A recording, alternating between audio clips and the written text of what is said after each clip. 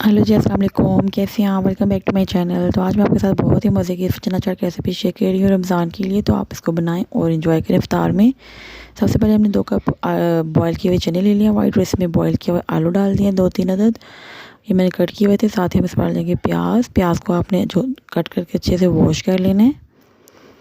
हम इसमें डाल देंगे 1 टमाटर और बंद गोभी।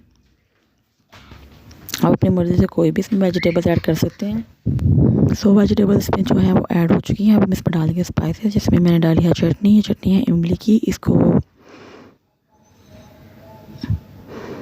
3 से 4 टेबल स्पून आपने चटनी का डाल लें, और साथ ही चाट मसाला डाल देना है इसमें 2 टेबल स्पून, क्योंकि इसकी क्वांटिटी जो है वो ज़्यादा है तो इसलिए चीज़ ज़्यादा डालेंगे। लेमन डाल देंगे इसमें, इसको मिक्स कर लेंगे।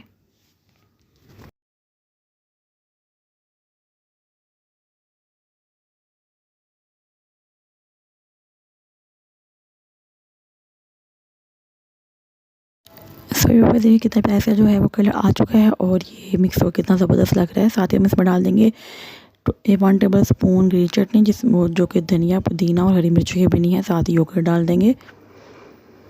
दही आपने ज़्यादा नहीं डालना, थोड़ा ही डालना, और इसको मिक्स कर लेना है। बस इसमें हल्का सा टेस्ट आना चाहिए दही का।